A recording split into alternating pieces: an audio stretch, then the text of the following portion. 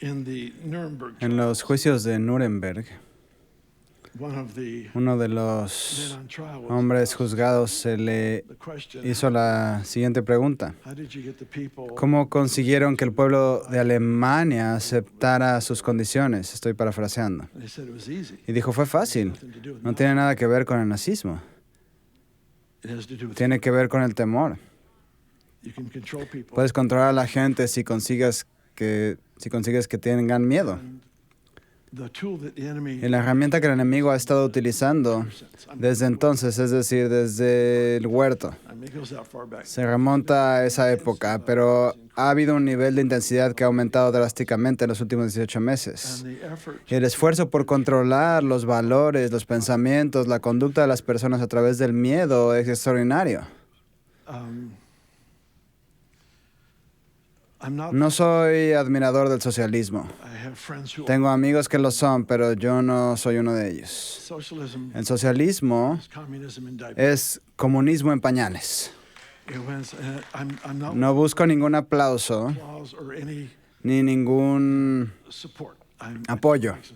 Solo quiero hacer unas declaraciones, sabiendo que a algunos les sentará bien y a otros no tanto. Al menos podemos detenernos a pensar. El socialismo hace demasiado hincapié en el gobierno a expensas de la responsabilidad humana. El humanismo es la religión del socialismo. El socialismo rinde culto al santuario de los derechos humanos por encima de la responsabilidad humana. Y los derechos humanos son valiosos, pero nunca pueden exceder o estar por encima de la responsabilidad humana o terminará en una decadencia moral. Es vital que tú y yo entendamos lo que tenemos enfrente. No luchamos contra sangre y carne. El objetivo no es incitar una especie de movimiento activista en el que lancemos abusos verbales hacia las personas con quienes no estamos de acuerdo. Eso es una tontería, porque eso es jugar en el campo del diablo. Y cuando juegas en el campo del enemigo, no puedes ganar. Solo podemos ganar en el campo de Dios. Y es la belleza, la maravilla del Evangelio. El Evangelio tiene respuestas y soluciones para todos los dilemas humanos. Hay personas que en el fondo quieren tener éxito, pero no saben cómo. Así que por miedo compran un sistema que les promete el pan del mañana. Voy a hablar solo unos minutos sobre esto y luego abriremos la Biblia y hablaremos de otra cosa. Les daré oportunidad de ser limpiados por la palabra y todos los que sean heridos por mis palabras se recuperarán. Se los prometo. Si yo tomo tu coche, tu automóvil, y se lo doy a alguien que no tiene un automóvil, yo como gobierno lo llamo compasión, pero no es compasión hasta que yo tenga mi coche. Hay muchas cosas que se deslizan bajo una ilusión de compasión y justicia, y en realidad son lo contrario. Y mi carga en esta hora, en este día, es que como pueblo podamos discernir y comprender lo que realmente está sucediendo. Si tomas los últimos 40 años y miras la historia en los Estados Unidos y en las naciones de todo el mundo, verás una marcha lenta y constante hacia un gobierno mundial. No digo que estemos cerca de ello, solo digo que estamos más cerca que nunca.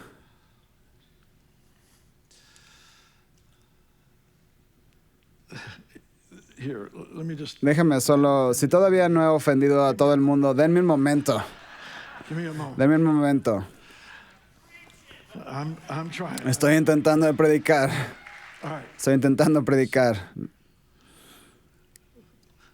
Bueno, sin la marca de la bestia no puedes comprar o vender o hacer negocios. Y sin una vacuna, quieren que no puedas comprar o vender o hacer negocios. Ahora bien, no me opongo a las vacunas. Solo digo que esto es un interesante ensayo general para un asunto mayor en el futuro. Y solo tenemos que tener cuidado con aquello con lo que nos involucramos. No todo lo que compras hoy en día que te bendice. Déjame parafrasearlo. Algunas de las cosas que compras hoy te costarán mañana. La Biblia dice que el Señor prospera a su siervo. Él no le añade ninguna pena, así que cuando el Señor lo hace, no hay un pago global, un pago al final. ¿Tiene sentido? No es como, oh no, ¿cuándo va a ocurrir algo malo? Simplemente no funciona de esta manera. Cuando Él imparte a alguien una bendición, viene con la sustentabilidad en su sistema. Sustentabilidad en su sistema.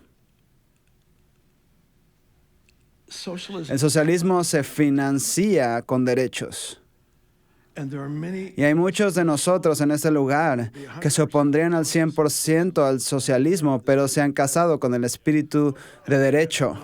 Y lo que ocurre en el interior es lo que crea el espacio para el socialismo en el exterior. Y es caminar con esa clase de sabiduría, esa resolución de honrar al Señor con todo lo que eres, con todo lo que tienes, de una manera responsable. El Señor está tan interesado en el aumento que cuando el hombre que tenía el talento en la Escritura, ¿recuerdas los 5, 2 y la persona que solo tiene un talento? Él dice, al menos podrías haberlo puesto en el banco y ganar intereses. Todo está relacionado con el incremento. No se trata de lo que te dan, sino de lo que produces. Y me doy cuenta de que eso se puede llevar a un extremo de crear un entorno orientado a las obras y eso no me interesa. Pero sigue siendo cierto que Dios recompensa de acuerdo a la productividad. Como lo hemos dicho varias veces, sé que he oído a Chris hacerlo, yo también lo he hecho varias veces, que la tierra prometida es un lugar interesante porque no era donde iban y se sentaban en una playa, tomaban té helado y esperaban el regreso de Jesús. De hecho, tuvieron que ir al desierto, levantaron a un hombre del suelo, siguieron a una nube. No había mucho más que hacer. En la tierra prometida tenían que plantar cultivos, tenían que cosechar, tenían que trabajar con rebaños, tuvieron que hacer todo eso. El punto es que nunca estamos más plenamente vivos que cuando estamos caminando en nuestra asignación divina, produciendo cosas para su gloria. Para eso fuimos creados. Ahora es el privilegio de una cultura cuidar de los discapacitados, especialmente a los veteranos de guerra que ya no pueden mantener un trabajo normal. Es nuestra responsabilidad cuidar de ellos. Los discapacitados mentales no pueden funcionar. Es un privilegio. No estoy despreciando todas las cosas que hace el gobierno, pero solo digo que el socialismo es como un fuego. Creo que ya dije eso. Es como el fuego de Proverbios. Nunca dice suficiente. Nunca dice suficiente. Su aumento de poder no tiene fin. Aquí es donde como pueblo, en primer lugar, oramos. En segundo lugar, he escuchado a cristianos decir, perdónenme, porque probablemente eso es algo que la mayoría de nosotros hemos dicho, pero he escuchado a la gente decir, bueno, ningún líder político es mi salvador. Bueno, no conozco a ningún cristiano que haya pensado en ningún líder político como capaz de salvarlos, pero desgraciadamente esa afirmación viene de alguien, digo, no siempre, pero a menudo es hecha por alguien que no quiere votar o simplemente no quiere tomar el consejo de Dios sobre cómo votar. Bueno, necesito tomar agua antes de terminar esto. Así que tenemos la responsabilidad de entender, articular. Ahora escucha con atención, resistir con rectitud,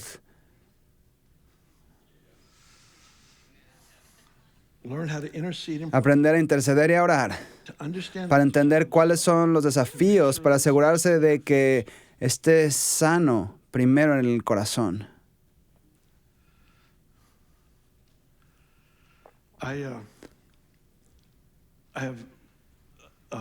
Yo tengo el estatus más alto que se puede obtener con la aerolínea con la que vuelo. Ni siquiera te dicen cómo puedes conseguirlo.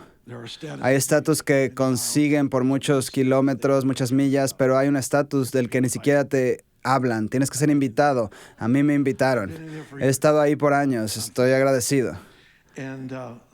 Y a veces lo que ocurre es que aterrizo tarde en un lugar y hay poco tiempo entre el lugar donde aterricé y el lugar al que tengo que llegar. Y ellos me esperan justo al bajar del avión con un cartel y me dicen, ¿es usted el señor Johnson? Yo digo, sí. Dicen, vengan conmigo, me llevan directo a la tierra.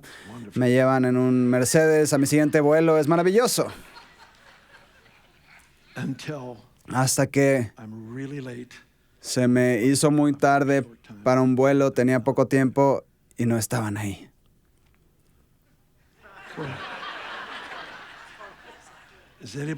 ¿Alguien está entendiendo la imagen aquí?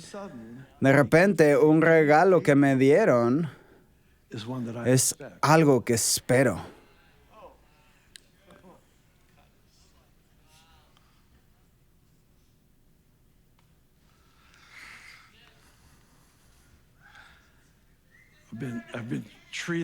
Una vez me trataron de forma grosera en un avión y pensé, tengo que sacar mi tarjeta de estatus para mostrarles con quién están hablando. No lo hice. No sentí que debía hacerlo. Oh, Dios mío. No les diré todo lo que pasó, pero fue extremadamente grosero. Y me dijo, no eres diferente a cualquier otro pasajero. Y dije, ya veremos.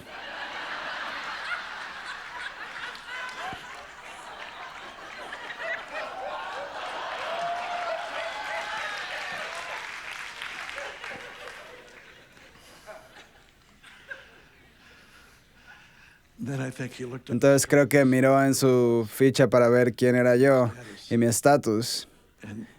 Y ese hombre no pudo hacer suficiente por mí el resto del vuelo.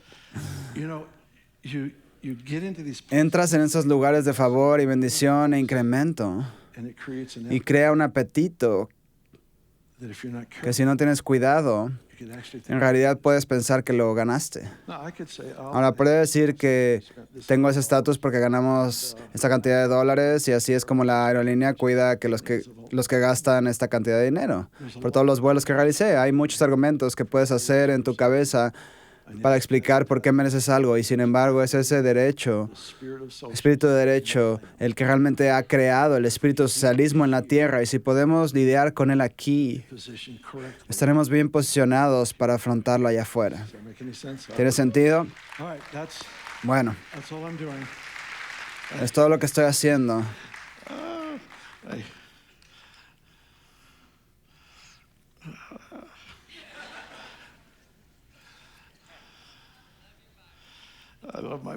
Yo amo mi Biblia, así es, sí. Amo mi Biblia.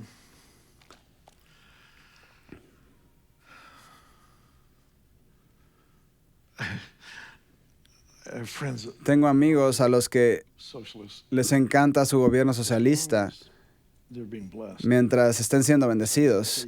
Pero en cuanto dicen no puedes salir de tu casa durante 2 semanas, no es tan divertido. Y hay algo con respecto al control y debemos tener cuidado de no sucumbir ante él. Sí, estoy profundamente preocupado. Es de lo que hablo con el Señor, es por lo que oro.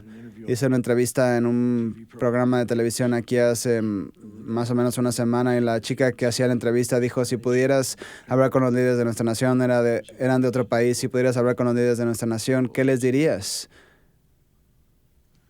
Y le dije, busca mantenerte firme. Busca mantenerte firme.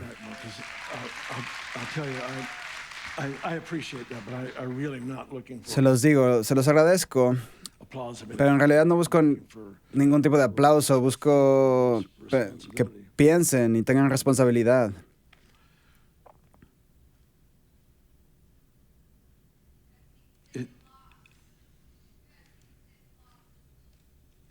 Amén.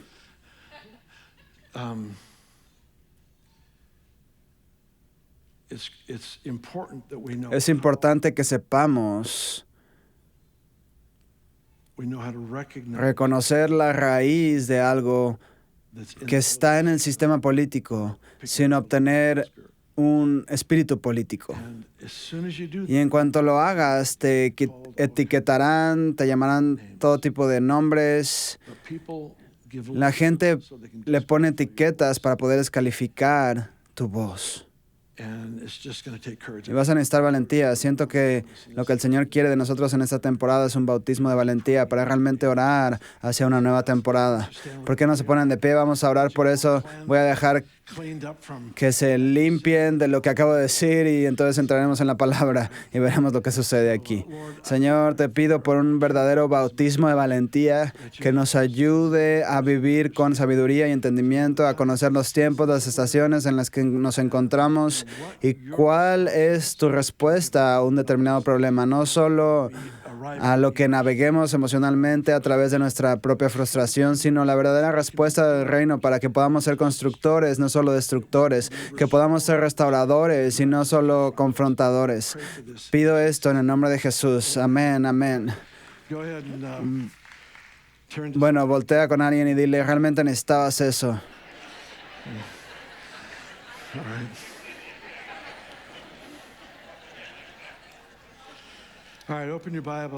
Abran sus Biblias, si pueden, a 1 Samuel, capítulo 1, 1 Samuel 1.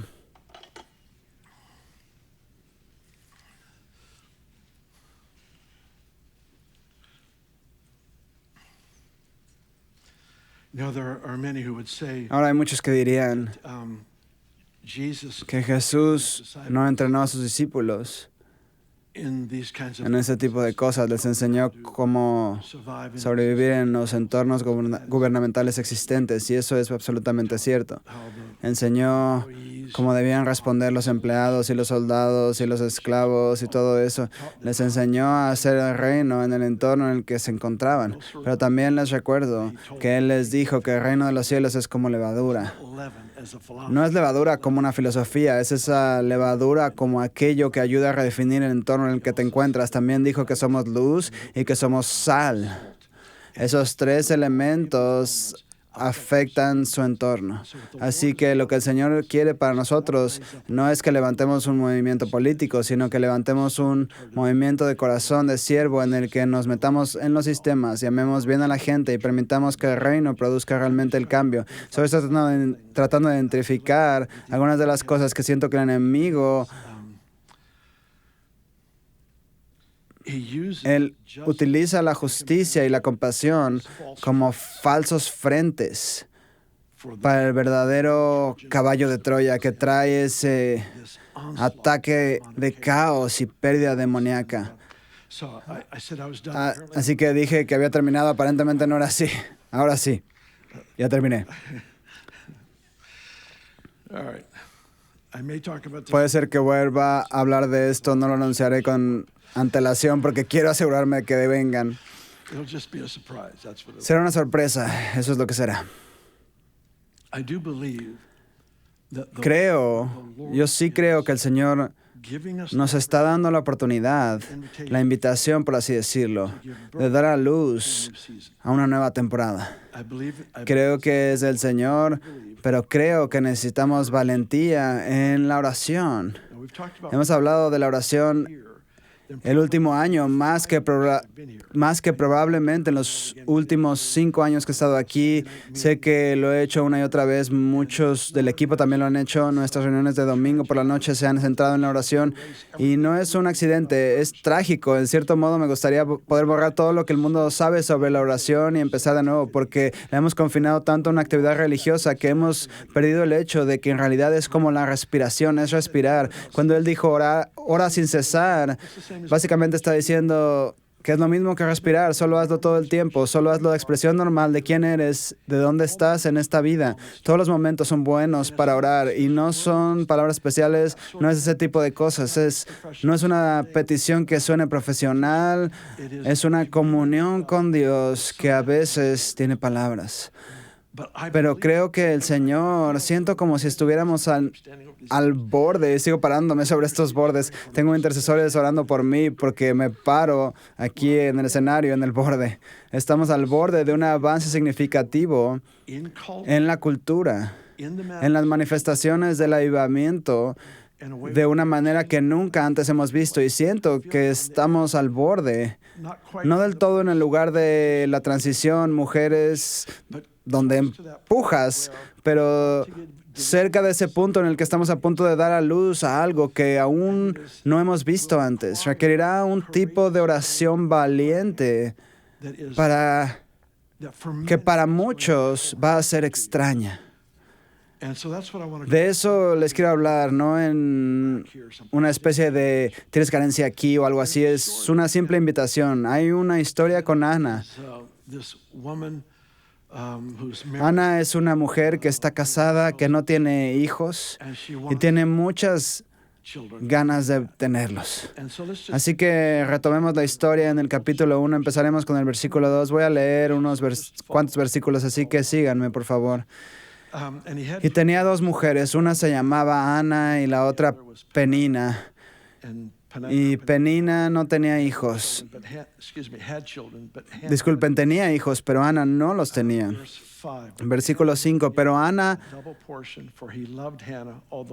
le daba una doble porción, pues él amaba a Ana a pesar de que el Señor había cerrado su matriz, pero su rival la irritaba continuamente para humillarla, porque el Señor había cerrado su matriz. Así hacía cada año cuando subía a la casa del Señor, ella la irritaba, por lo cual Ana lloraba y no comía. Versículo 8, y Elcana, su marido, le dijo, Ana, ¿por qué lloras? ¿Por qué no comes? ¿Y por qué está afligido tu corazón? ¿No soy yo para ti mejor que 10 hijos? Una pregunta que ella nunca respondió. Una mujer inteligente. Mujer inteligente. Después de haber comido y bebido en Silo, Ana se levantó y mientras el sacerdote Elí estaba sentado en una silla junto al poste de la puerta del templo del Señor, ella oró al Señor con amargura de alma y lloró mucho e hizo un voto diciendo, oh Señor de los ejércitos, si te dignas mirar la aflicción de tu sierva, te acuerdas de mí y no te olvidas de tu sierva, sino que le das un hijo varón, entonces yo lo dedicaré al Señor por todos los días de su vida y no pasará navaja sobre su cabeza. Eso era un voto nazareno. Sucedió que mientras ella oraba largamente delante del Señor, Elí observaba la boca de ella. Ana hablaba en su corazón, pero solo se movían sus labios, pero no se oía su voz. Elí creyó que ella estaba ebria y le preguntó a Elí, ¿hasta cuándo vas a estar ebria? Aparte de ti el vino. Ana respondió y dijo, no, Señor mío, no soy una mujer atribulada, yo soy una mujer atribulada de espíritu. No he bebido vino ni licor, sino que he derramado mi alma delante del Señor. No pienses que tu sierva es una mujer impía. Es por mi gran congoja y por mi aflicción que he hablado hasta ahora. Último versículo. Elí respondió y le dijo, ve en paz, que el Dios de Israel te conceda la petición que le has hecho. Esta es una historia extraordinaria y enfatiza para mí el propósito detrás de la oración persistente, porque tenemos bíblicamente, quiero hacer esto en un futuro, tenemos bíblicamente mandatos para orar una vez y no pedir de nuevo, y tenemos mandatos para orar y seguir pidiendo, y ambos en realidad están a un capítulo de distancia. Jesús enseñó ambos. Hay un propósito para cada uno, aunque no quiero meterme entrar en las diferencias, sí quiero resaltar esta. El propósito de la oración persistente, en mi opinión, es una de dos cosas. Hay poderes demoníacos involucrados y esa persistencia ayuda a romper eso. La segunda es que necesito convertirme en la persona que puede manejar y administrar bien la respuesta. Muchas de las cosas por las que oramos, si se nos dieran inmediatamente, no las gestionaríamos bien. No las gestionaremos para nada bien. Mucho de lo que probamos de la voluntad de Dios en nuestra vida, mucho de lo que heredamos o saboreamos o experimentamos realmente está determinado por lo que hemos llegado a ser. Mucho de lo que experimentamos en nuestro caminar con el Señor, los rompimientos, las respuestas a la oración, los eventos extraordinarios que se llevan a cabo en nuestra vida, gran parte de lo que experimentamos está determinado por aquello en lo que nos hemos convertido, y ese convertirnos se lleva a cabo a menudo en ese tipo de oración. Es el tipo de oración del que te avergüenzas, pero ya no te importa más. Normalmente estarías avergonzado. Es el tipo de angustia del alma en el que ya no importa cómo te ves frente a los demás. No es hacer una escena para llamar la atención. No es eso en absoluto. Es que estoy tan absorto en lo que Dios ha puesto en mi corazón, tengo que tener un avance o creo que me voy a morir. Vemos ese tipo de oraciones a lo largo de la historia. Si has leído algo sobre algunos de los grandes avivamientos de la historia, a menudo la gente llegaba a ese tipo de momento en oración. Ya no les importaba nada en absoluto.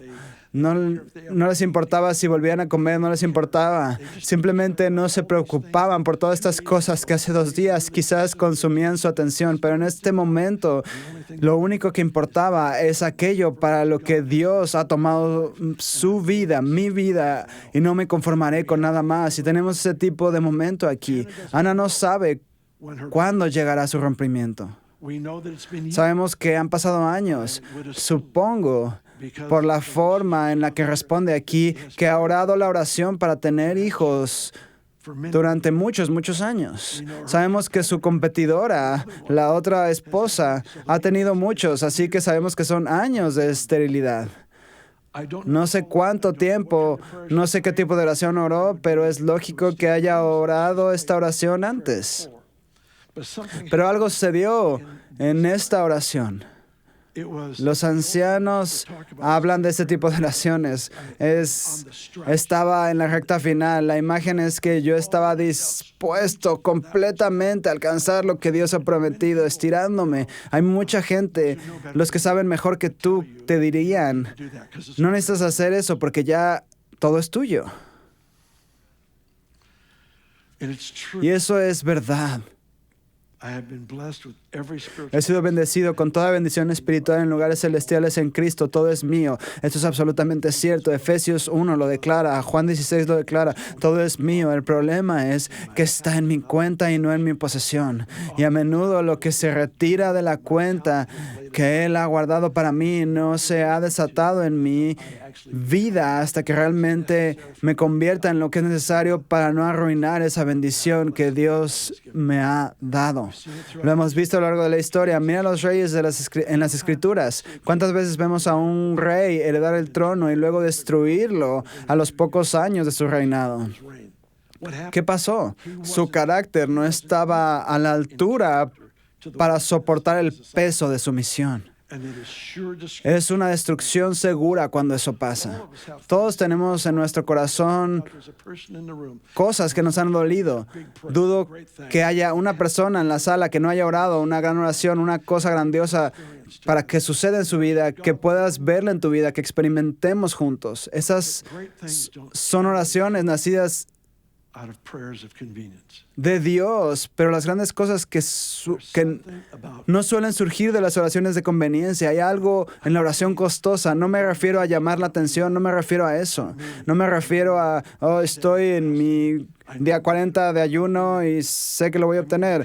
No me refiero a eso. Me refiero al tipo en el que estás tú y el Señor. Hay algo en las dificultades que te ayuda a enfrentarte a la realidad. Realmente estoy en esto para conocerlo a Él. No estoy en esto solo para ser una persona bendecida, y la dificultad separa esos dos grupos de personas. Algunos se van tan pronto como las bendiciones cesan. El brillo deja de caer del techo, lo que sea. Ya están buscando la siguiente bendición. Pero los que siguen a Jesús, cuando llegan las dificultades, es el momento de intensificar el clamor. Dios, tú dijiste, y aquí ella está orando cosas que ni siquiera puede verbalizar. No habían palabras, solo estaba angustiada. Sus labios se mueven, pero su corazón está en una profunda angustia. Los atletas lo describen como: lo dejé todo en el campo, lo cual significa que di el 110%. No pude haber hecho nada más para ayudarnos a ganar ese partido. Todo está en el campo. Ese tipo de oración Y no sabemos si había una multitud ahí, no sabemos si Elí estuvo ahí todo el tiempo. Pudo haber entrado después de que ella había pasado ahí un tiempo, no lo sabemos. Todo lo que sabemos es que ella lo puso todo en juego y fue esa clase de oración la que la posicionó para su tipo de solución. Aquí está la situación. Como nos dijo Mario Murillo hace años, ella quería un hijo. Dios quería un profeta. Cuando estuvo dispuesta a alinearse con el corazón de Dios, obtuvo el rompimiento. Eso es lo que hace la angustia del alma. Te pone en una posición como Ana. Ana va a devolver a Dios lo mismo que Él le dio a ella. A la edad de 5 años lleva a Samuel, el hijo que salió de esto, al templo para ser el profeta del Señor para Israel. Extraordinaria historia. Eso es lo que Abraham hizo. Tuvo que poner a Isaac en el altar. A veces tienes que tomar eso que más deseas y darte cuenta de solo quiero ser parte de lo que tú estás haciendo. Si tengo que devolverlo, lo devolveré. Solo quiero estar en el centro de la obra de Dios en el planeta y volveré a poner en tus manos lo mismo que me has dado. Es el proceso de vivir rendido a Él. Es el proceso de volver a vivir en la recta final, en ese lugar donde a veces ni siquiera hay palabras. A veces es solo la angustia, el dolor del corazón. No significa que vivamos en ese lugar de continuo desánimo o lo que sea. No estoy invitando a la gente a eso. Solo digo que elijas tus momentos y cuando Dios haya puesto eso en tu corazón, te pongas delante de Él y lo viertas todo en el campo. Deja que todo salga a la luz y apóyate de lo que Dios ha prometido. Todos nosotros necesitamos ese tipo de momentos. No creo que sea un tipo de oración cotidiana. No lo creo.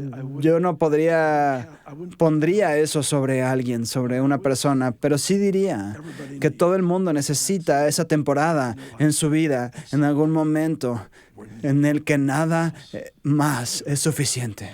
Nada más dará satisfacción, nada más será suficiente.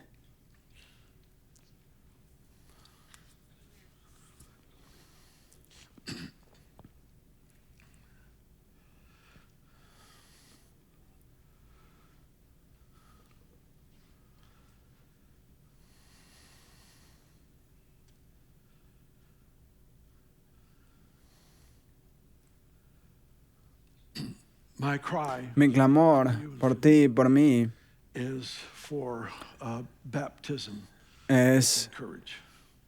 un bautismo de valentía.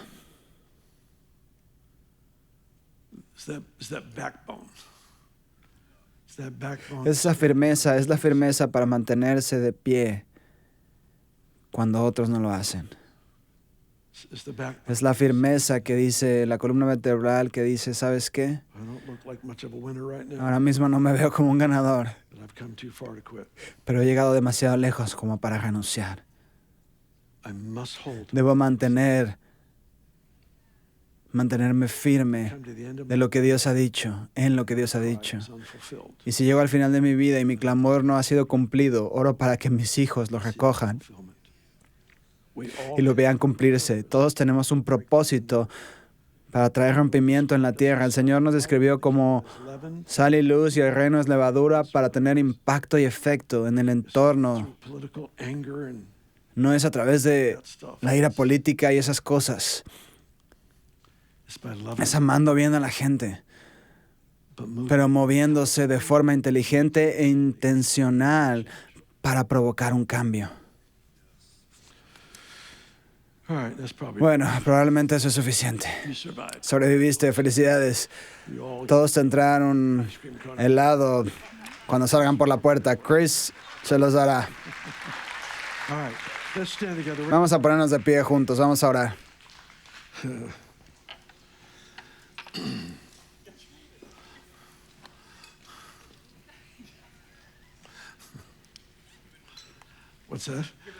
¿Qué? ¿Les vamos a dar qué tipo de helado queremos a Chris? Lo siento, Chris, lo siento. Oh, Señor. Oremos juntos. Déjame oírte orar. Oremos juntos por un bautismo de valentía. Una valentía que sea desatada sobre nosotros como pueblo, que afecte nuestra oración. Levanten sus voces.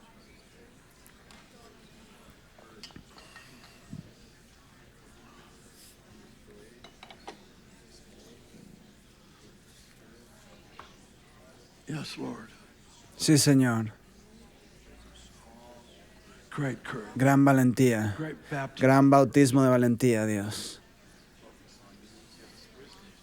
Gran bautismo de valentía, Dios.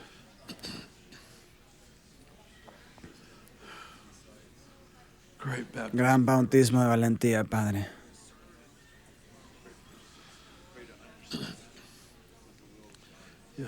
Padre, te pido que nos des un nuevo derramamiento en el área de la valentía, que como pueblo podamos mantenernos con una columna vertebral que no sea odiosa, sino firme en los principios del reino que tú nos has revelado. Oro para que sean contagiosos y que tú nos des entendimiento para articular bien. Danos la unción de los hijos de Isaacar, que entienden el día en el que viven, las temporadas, los tiempos en los que vivimos. Oro para que haya una vida de oración de esta iglesia, realmente el nacimiento de una nueva temporada, el darle la vuelta a una página, voltear la página, una nueva temporada que comienza. Te pedimos esto por el honor del nombre de Jesús.